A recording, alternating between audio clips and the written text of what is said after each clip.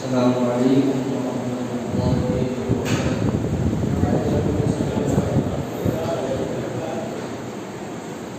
Innal hamdalillahi jami'an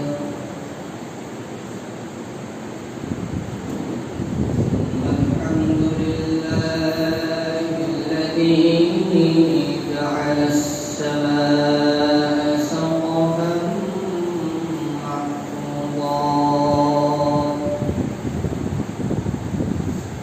وجعل الأرض لنا فراشا ونشهد أن لا إله إلا الله وحده لا شريك له ونشهد أن سيدنا وسندنا وحبيبنا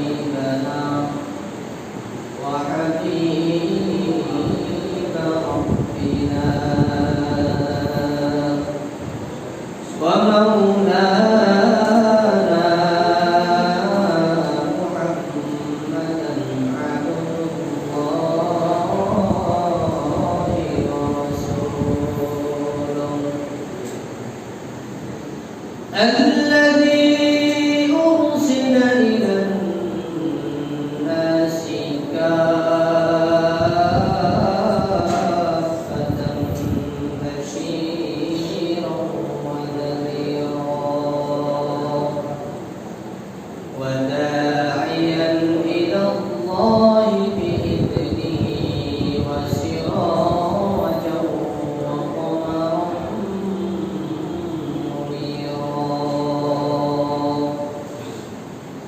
أما بعد فأعوذ بالله من الشيطان الرجيم بسم الله الرحمن الرحيم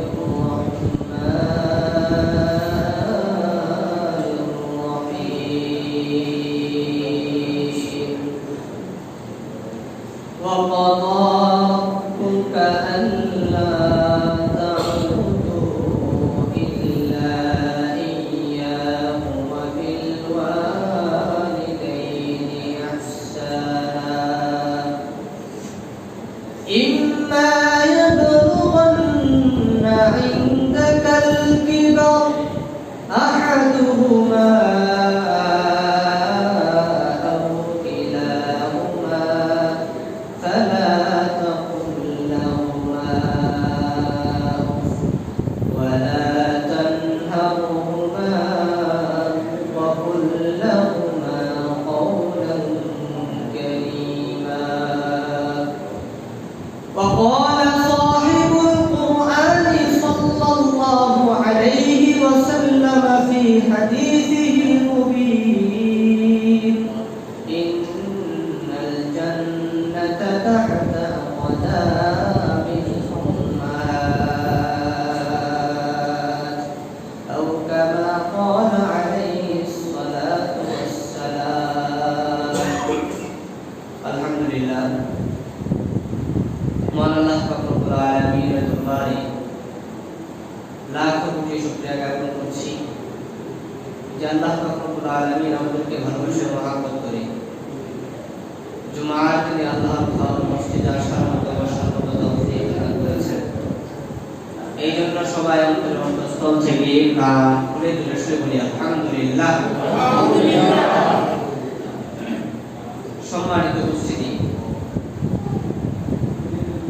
আমি যে আয়াতে কারিমা তেলাওয়াত করেছি,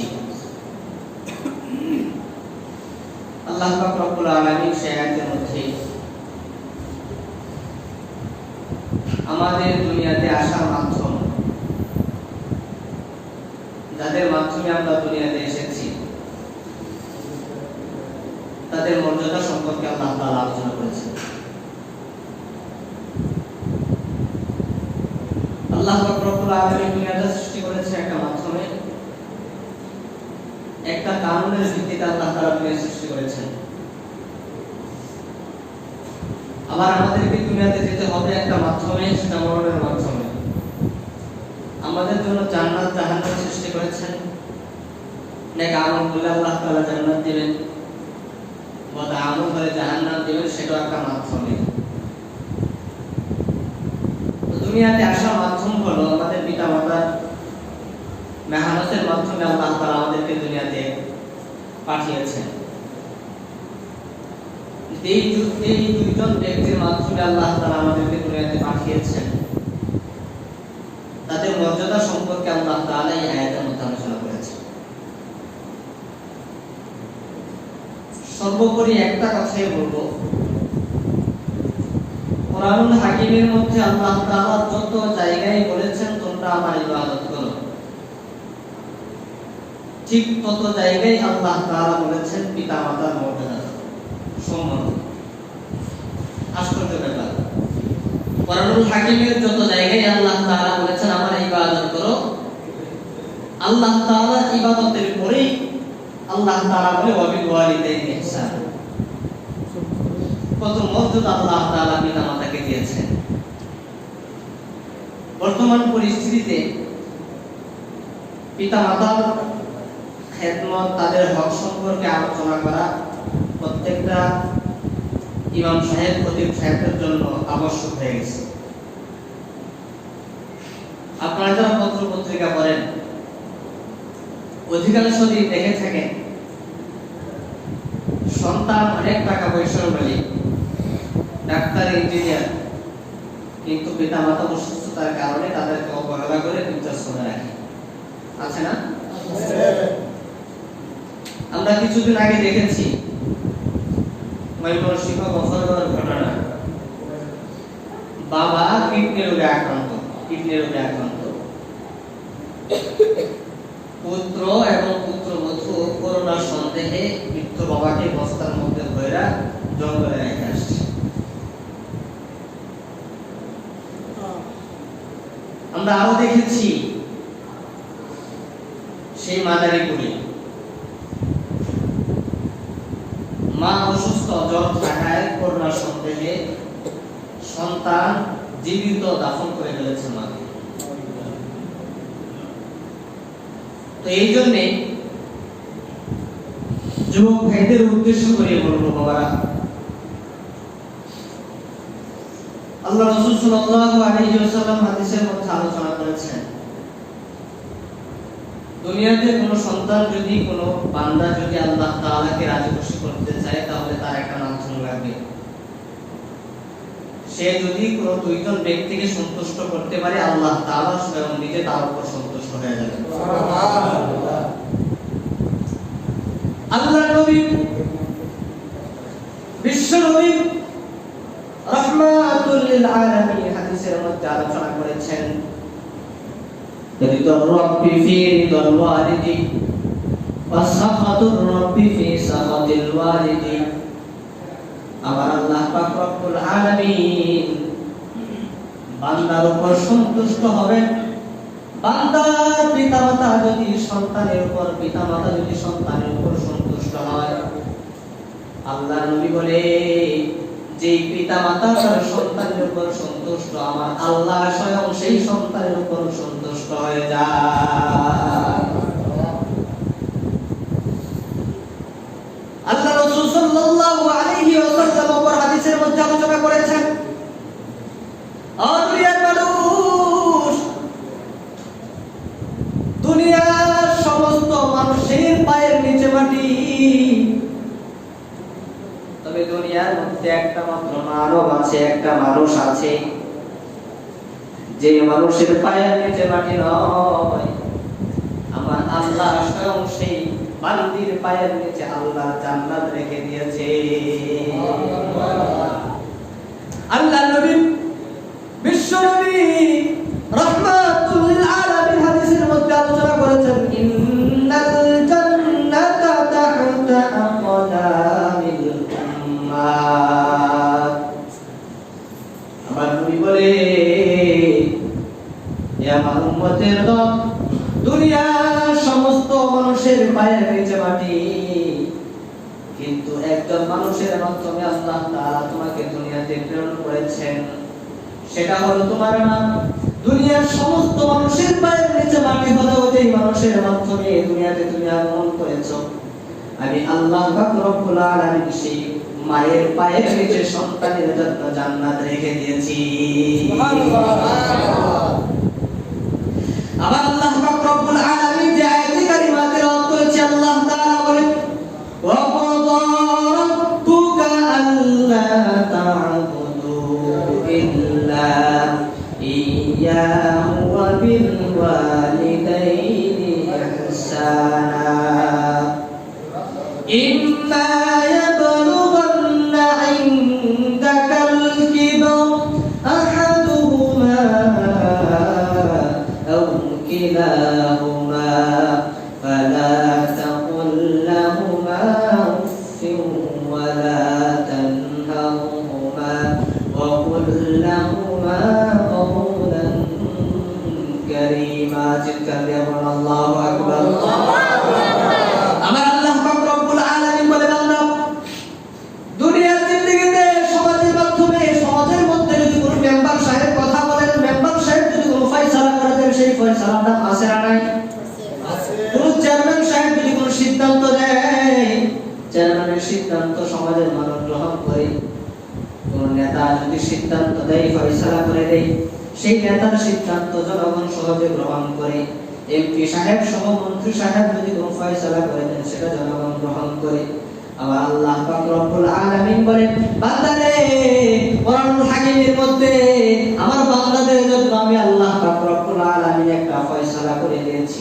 সেই ফয়সালাটা হলো, ক্বাদা রাব্বুকা আল্লা তা'বুদু ইল্লা ইয়্যাহু ওয়া বিল ওয়ালিদাইনি ইহসানা। আবার আল্লাহ পাক রব্বুল আলামিন বলে, বান্দা, আমি আল্লাহ পাক রব্বুল আলামিন ফয়সালা করে দিয়েছি, তোমাদের মধ্যে সিদ্ধান্ত করে দিয়েছি। এক নাম্বার ফয়সালা হলো, ক্বাদা রাব্বুকা আল্লা তা'বুদু ইল্লা ইয়্যা। তোমার রবের ফয়সালা হলো, দুনিয়ার জিন্দেগিতে একমাত্র ইবাদত করবা কার? আল্লাহ। মুসলমান জোরে আওয়াজ দিয়ে বলেন, ইবাদত করব কার? আল্লাহ তাআলার ইবাদত করতে হবে। এটা হলো এক নাম্বার ফয়সালা। আমার আল্লাহ বলে, বান্দারে, আমি আল্লাহ পাক রব্বুল আলামিন আমি আল্লাহর ইবাদতের পরে যে সিদ্ধান্ত, যে ফয়সালা করে দিয়েছি, সেটা হলো তোমরা তোমাদের পিতা মাতার খেদমত করবা, পিতা মাতার সাথে ভালো আচরণ করো। আল্লাহ তাআলার ফয়সালা। দুনিয়ার কোন সমাজপতির ফয়সালা যদি জনগণ গ্রহণ করে থাকে, সহজে গ্রহণ করে, সম্মানের সাথে গ্রহণ করে, কিন্তু আল্লাহর ফয়সালা আমরা গ্রহণ করব না ইনশাআল্লাহ? ইনশাআল্লাহ করতে হবে। এবার যদি কোরআনুল হাকিমকে প্রশ্ন করা হয়, পিতা মাতাকে কিভাবে সম্মান করব, পিতা মাতার সঙ্গে কিভাবে কথা বলবো, আমার আল্লাহ কি শিক্ষা দিয়েছেন?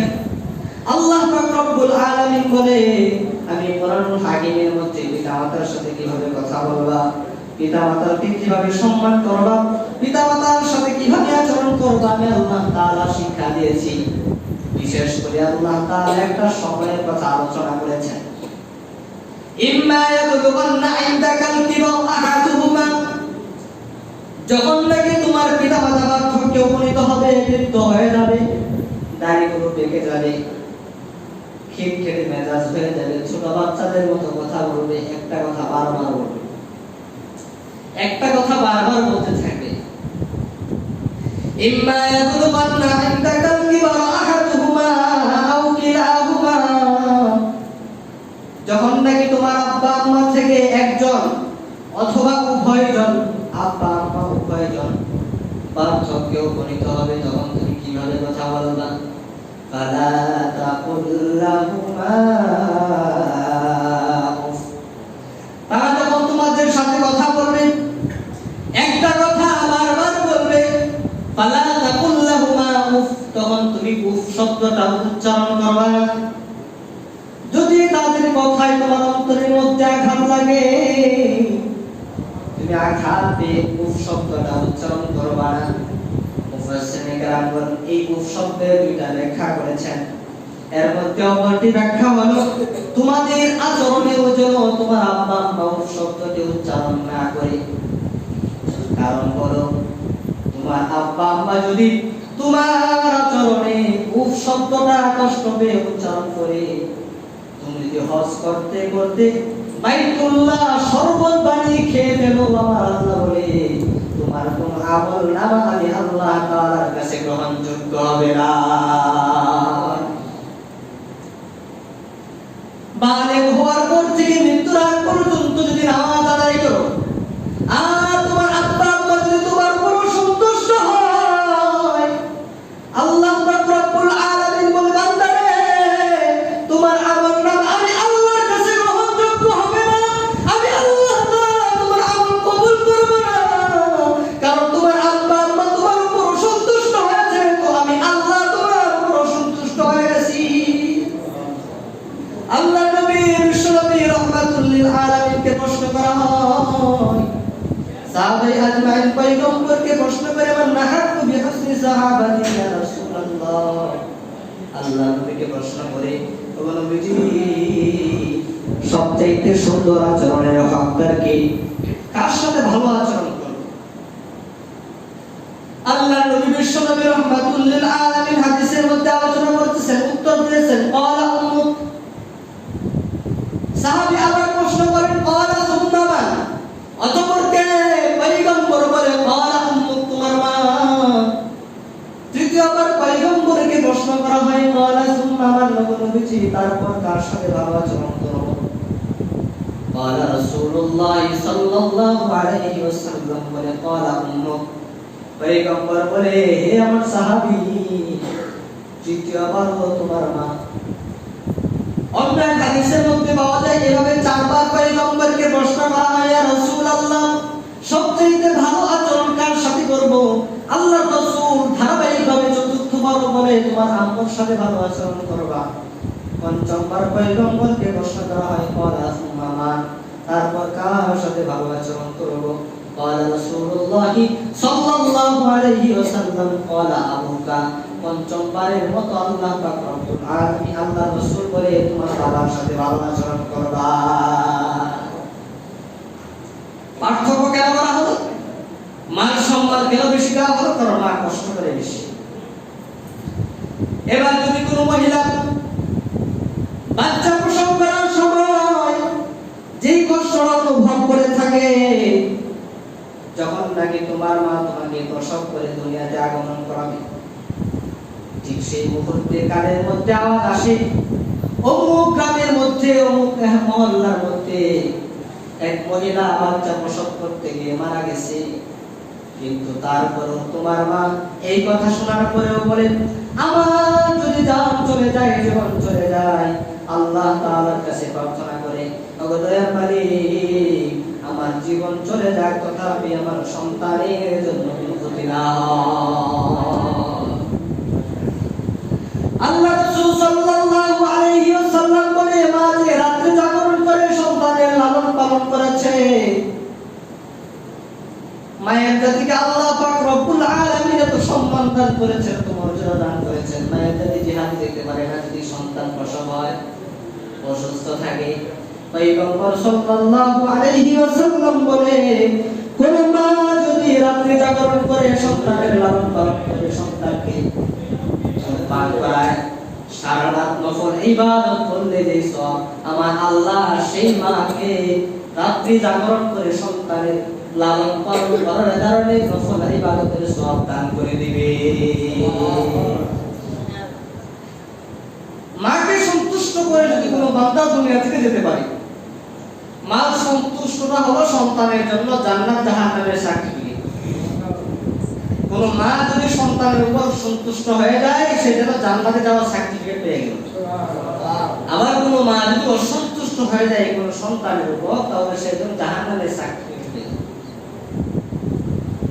হযরত মুসা আলাইহিস সালাম কালিমুল্লাহ ছিলেন তো, আল্লাহ তাআলার সাথে বেশি কথা বলতেন, যার কারণে আল্লাহ তাআলা তাকে উপাধি দিয়েছেন কালিমুল্লাহ, মানে আল্লাহ তাআলার সাথে কথোপকথনকারী। মুসা আলাইহিস সালাম আল্লাহ তাআলাকে প্রশ্ন করেন, আল্লাহ আপনি কি আমাকে জান্নাত দিবেন? আশ্চর্য প্রশ্ন, একজন নবী আল্লাহ তাআলাকে প্রশ্ন করতেছেন, আল্লাহ আপনি কি আমাকে জান্নাত দিবেন? আল্লাহ তাআলা বলেন, মুসা হঠাৎ এরকম প্রশ্ন কেন? মুসা আলাইহিস সালাম বলেন, না আগে বলেন আমাকে জান্নাত দিবেন কিনা। আল্লাহ তাআলা বলেন, হ্যাঁ তোমাকে জান্নাত দিব। এবার মুসা আলাইহিস সালাম আল্লাহ তাআলাকে দ্বিতীয় প্রশ্ন করে, আল্লাহ আপনি যে আমাকে এত বড় জান্নাত দিবেন, সেই জান্নাতের মধ্যে তো আমি একা একা থাকতে পারবো না, আমার একজন বন্ধু দরকার, আমার সহপাঠী দরকার। আমার কোনো সহপাঠী থাকবে না, আমার কোনো বন্ধু থাকবে না? আল্লাহ তাআলা বলেন, হ্যাঁ অবশ্যই তোমার বন্ধু আছে, তোমার বন্ধু হলো একজন কসাই। মুসা আলাইহিস সালাম বলে, আমি একজন নবী, এত বড় জান্নাতের মধ্যে আমার বন্ধু হবে একজন কসাই, সেটা কেমন দেখা যায়? নবীদের বন্ধু হবে নবী, সিদ্দিকগণ, সালেহীনগণ। তো আমার সাথী আমার জান্নাতের বন্ধু হবে একজন কসাই কেন? কি আমল করেছে সে যে আমলের কারণে আপনি আমি নবীর সাথে তাকে জান্নাত দান করব? সে কি দুনিয়াতে এখনো বেঁচে আছে নাকি? আল্লাহ তাআলা বলে, হ্যাঁ তোমার বন্ধু এখনো দুনিয়াতে বেঁচে আছে। মুসা আলাইহিস সালাম বলে, হ্যাঁ তাহলে আমি আমার বন্ধুর সাথে সাক্ষাৎ করতে চাই, আপনি পরিচয় দেন। আল্লাহ তাআলা পরিচয় বলে দিলেন, অমুক জায়গায় যাও, অমুক বাড়িতে, অমুক জায়গায়, অমুক এলাকায় সেই কসাইয়ের বাড়ি, কসাইয়ের সাথে তোমার বন্ধুর সাথে সাক্ষাৎ করে আসো। এখন যদি আমাদের কারো মাঝে জানা থাকে যে আমি জান্নাত এবং জান্নাতে আমার একজন বন্ধু থাকবে, সে দুনিয়াতে এখন বেঁচে আছে, তার সাথে সাক্ষাৎ লাভ করবো, তাহলে আমাদের আনন্দ লাগবে না? মুসা আলাইহিস সালাম খুব আনন্দের সাথে তার বন্ধুর সাথে সাক্ষাৎ লাভ করার জন্য গিয়েছে। যাইয়া দেখে সেই কসাইয়ের বাড়িতে একজন বৃদ্ধ মহিলা শুয়ে আছে। মুসা আলাইহিস সালাম প্রশ্ন করলেন, এটা কি কসাইয়ের বাড়ি? বৃদ্ধ মহিলা বললেন, হ্যাঁ এটা কসাইয়ের বাড়ি, আমি কসাইয়ের মা। মুসা আলাইহিস সালাম প্রশ্ন করলেন, আপনার ছেলে কোথায়? বৃদ্ধ মহিলা বলে, আমার ছেলে ব্যবসা করার জন্য বাজারে, বস্তু বিক্রি করার জন্য বাজারে এসেছে। মুসা আলাইহিস সালাম তো জালালি বাজারে উঠছেন, অল্প দিকে দিতেন, উনি রেগে গেছেন। আপনি বৃদ্ধ মহিলা, আপনার খেদমতের প্রয়োজন আছে, আপনি বাড়িতে একা একা, আপনার সন্তান কেমন সন্তানকে বাজারে গেছে মাংস বিক্রি করার জন্য? উনি রেগে গেছেন। এবার বৃদ্ধ মহিলা মুসা আলাইহিস সালামকে চেনে না, ডাক দেয়া বলে, যুবক আমার সন্তান সম্পর্কে একটাও বাজে মন্তব্য করবা না। আমার সন্তানের সিফাত তোমার জানা আছে নাকি? আমার সন্তানের গুণাগুণ সম্পর্কে তোমার ধারণা আছে নাকি? মুসা আলাইহিস সালাম বলে, না না, আমি তো এটার জন্য আসছি, কি আমল করেছে আমার জানতে হবে। এবার বৃদ্ধ মহিলা ডাক দিয়ে বলেন, আমার সন্তান একজন কসাই, আমি আমার সন্তানের উপর সন্তুষ্ট, সে দৈনন্দিন জিন্দেগিতে যে আমলগুলো করে থাকে, আমি আমার সন্তানের আমলগুলো সম্পর্কে তোমাকে অবগত করতে চাই। আমার সন্তান যখন নাকি মসজিদের মিম্বার থেকে ফজরের আযান দেয়, আমার সন্তান সে স্বয়ং নিজে ঘুম থেকে জাগ্রত হয়, আমাকে নিজে জাগ্রত করায় এবং আমাকে ওযু আস্তানদের হাজত ছেড়ে দেয়, পূরণ করে দেয়। আমাকে সে নিজের হাতে ওযু আস্তানদের হাজত পূর্ণ করে দেয়। এবার নামাজের মুসল্লাই দাঁড় করাইয়া নিজের হাতে রান্না বান্না করে আমাকে নিজের হাতে খাইয়ে দেয়। খাওয়ানোর পরে আমাকে বলে, মা সারাদিন খেদমত করলে চলবে না, রিজিকের ব্যবস্থা করতে হবে, ব্যবসা করতে হবে, না আমি খেতে পারবো না, খাওয়াতে পারবো না, আমার বাজারে যেতে হবে, আমার সন্তান স্বয়ং আমার খেদমত করে আমার থেকে অনুমতি নিয়ে বাজারে মাংস বিক্রি করার জন্য যায়, আর আমি সারাদিন একটা কাজ করি, আপনি শুনবেন। মুসা আলাইহিস সালাম বলে, ও মা, আমি শুনতে চাই আপনি কি করেন। এবার দোষের মা ডাক দিয়া বলে, আমার সন্তান যখন বাজারে গোশত বিক্রি করে, আমি মা স্বয়ং নিজে শুয়ে শুয়ে সারাদিন একটা আমল করি। সে আমলটা হলো আমি আল্লাহ পাক রব্বুল আলামিনের কাছে প্রার্থনা করি, দয়ার মালিক, আমার সন্তান আমার খেদমত করে আমি আমার সন্তানের উপর সন্তুষ্ট হয়ে গেছি। তোমার কাছে প্রার্থনা করি আল্লাহ, এই জামানার মধ্যে সবচাইতে উৎকৃষ্ট মানব হযরত মুসা কালিমুল্লাহ, যাকে আমি স্বয়ং নিজ চোখে দেখি নাই, নবী হিসাবে সে জান্নাতি।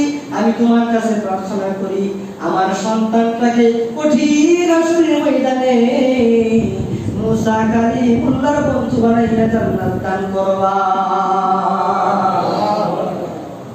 মা দোয়া করেছে নবীর সাথে জান্নাতে থাকার জন্য, নবীর বন্ধু বানানোর জন্য। আল্লাহ স্বয়ং মা দোয়া কবুল করে একজন কসাইকে নবীর সাথী বানাইছে। মায়ের দয়া। আরে মার খেদমতকে আল্লাহ রাসূল এরকম সম্মান দিয়েছে,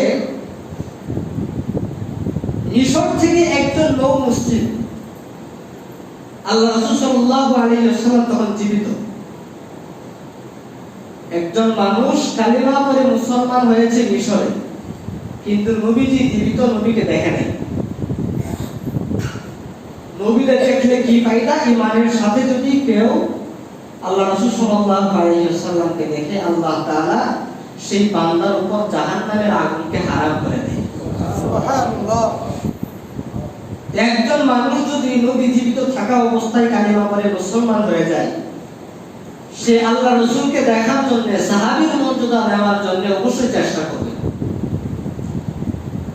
কিন্তু মিশর থেকে সে কালিমা পড়ে মুসলমান হয়েছে বটে, কিন্তু আল্লাহ রাসূলকে দেখার জন্য তার মন কাঁদে, কিন্তু তার মা অসুস্থ থাকার কারণে আল্লাহ রাসূলকে দেখতে পারে।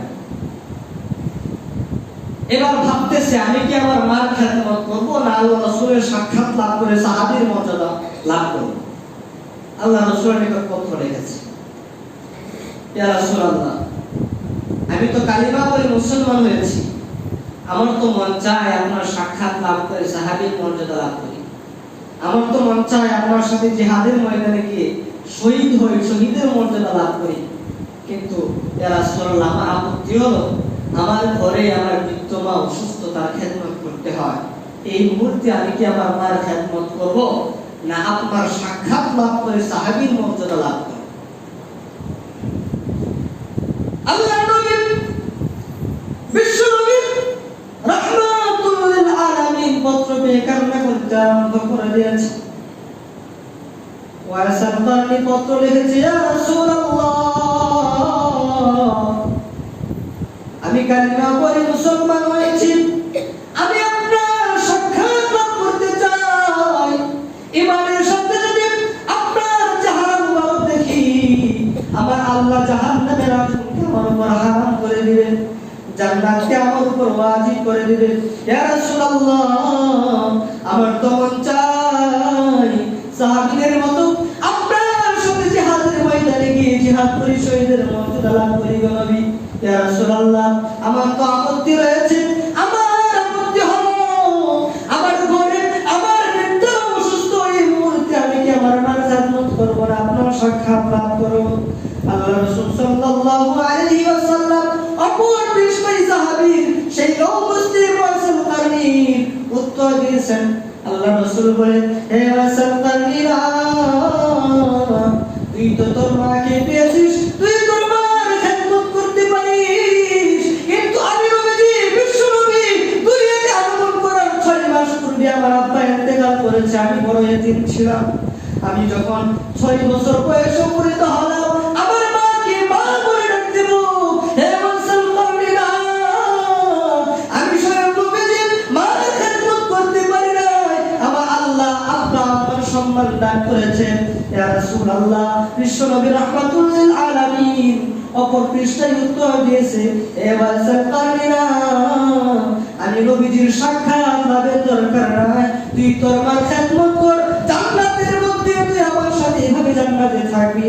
এই দুইটা আঙ্গুল যেরকম একটা থেকে একটা বেশি দূরত্ব নয়, কঠিন আসলে ময়দানে তুই তোর মার খেদমত কর, আমার আল্লাহ স্বয়ং তোকে আমাকে এভাবে জান্নাত দান করবে।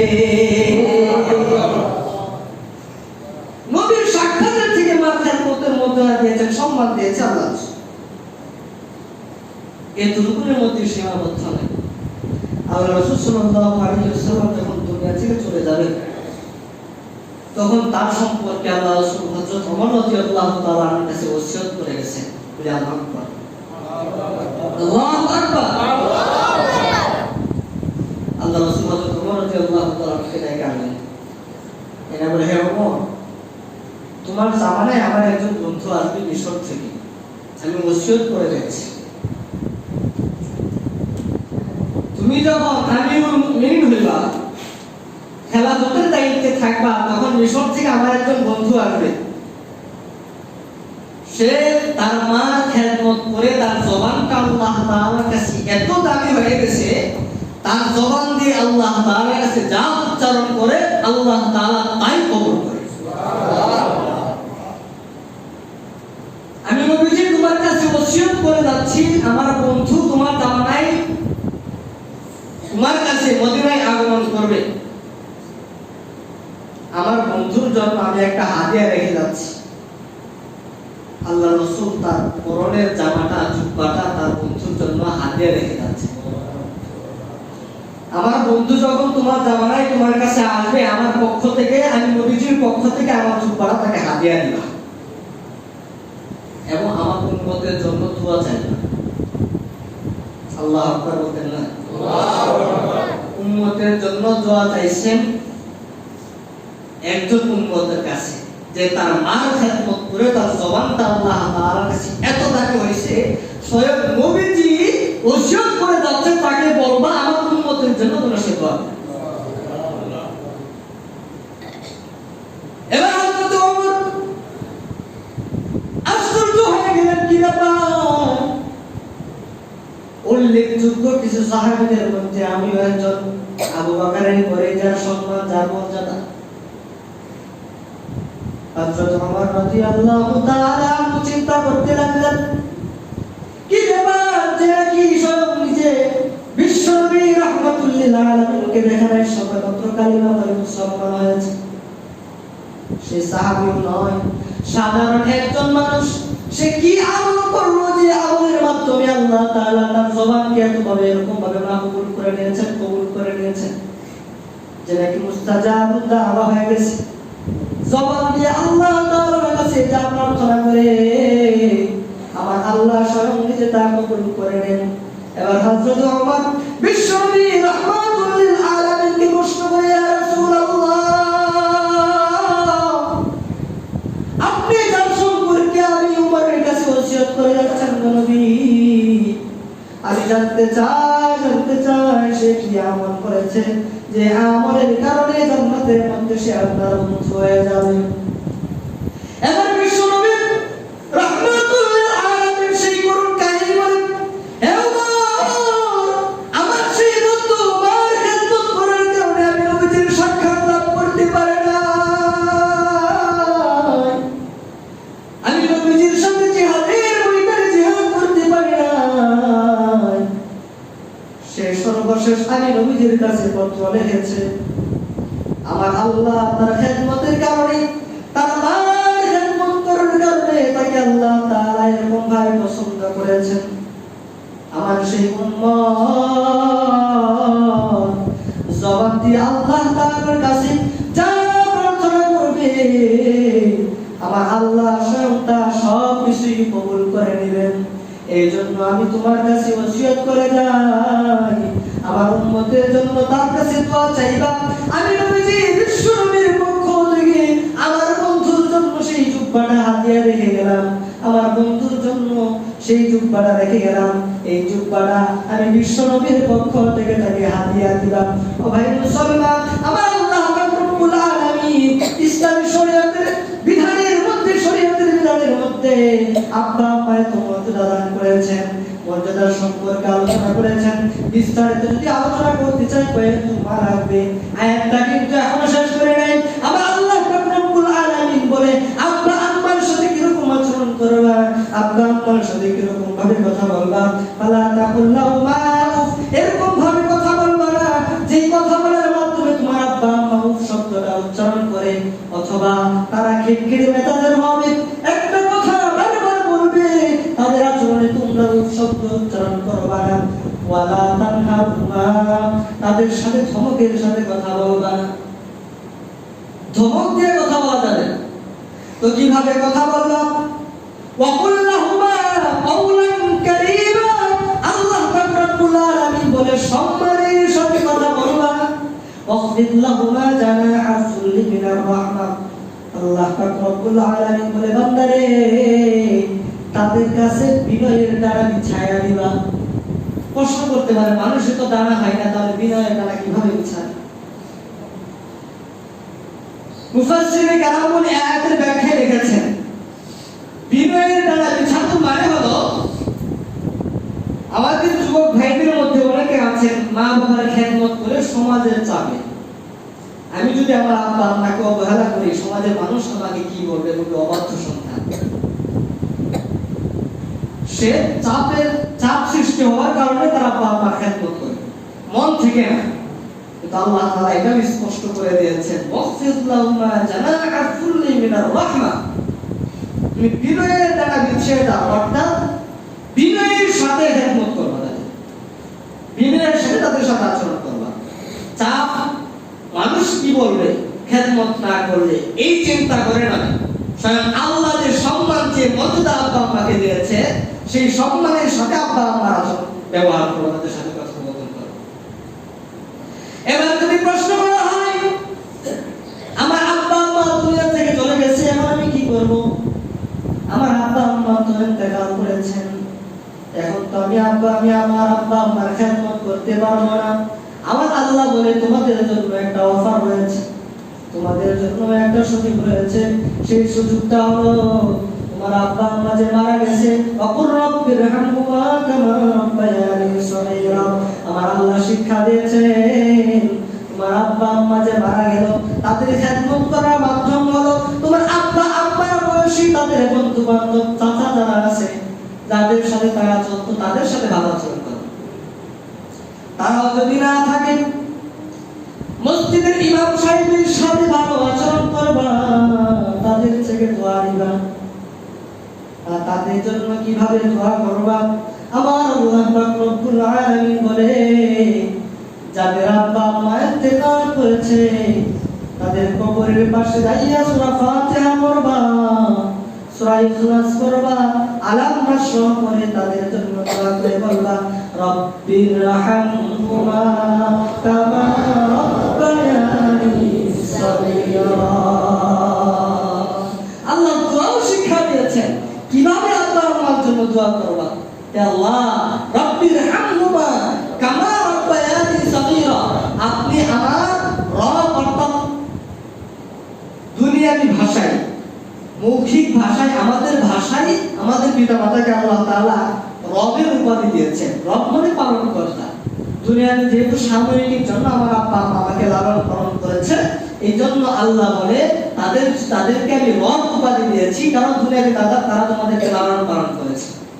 রব্বিরহামহুমা কামা রাব্বায়ানি সগীরা, হে আল্লাহ আমার আব্বা আম্মার উপর আপনি রহম করেন, তাদেরকে লালন পালন করেন, কামা রাব্বায়ানি সগীরা, যেরকম ভাবে আমার দুই রব অর্থাৎ আমার আব্বা আম্মা আমি যখন ছোট ছিলাম আমাকে যেরকম ভাবে তারা লালন পালন করেছে, রাত্রে প্রস্রাব করে দিয়েছি, আমাকে ঘাট ধাক্কা দিয়ে ঘর থেকে বের করে দেয় নাই, খাট থেকে নামায়া দেয় নাই, আমাকে লালন পালন করেছে, আদর স্নেহ করেছে, তাদের টাকা পয়সাগুলো আমার টাকা পয়সা বানাইছে।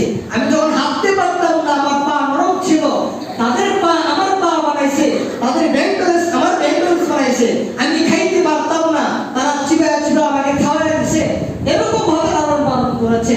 আপনিও কবরের মধ্যে আমার আব্বা আম্মাকে তারা যেরকম ভাবে ছোটবেলায় আমাকে লালন পালন করেছে, আপনিও কবরের মধ্যে আমার আব্বা আম্মাকে সেরকম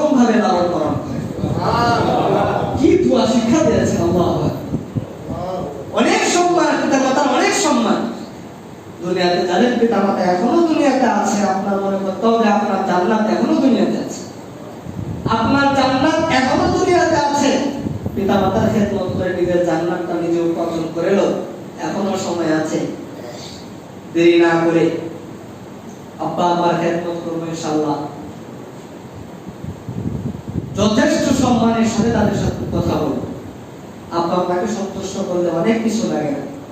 আপনার বিবিকে, আপনার আহলিয়াকে সন্তুষ্ট করতে পারবেন না ৫,০০০ টাকার একটা জিনিস দিয়ে।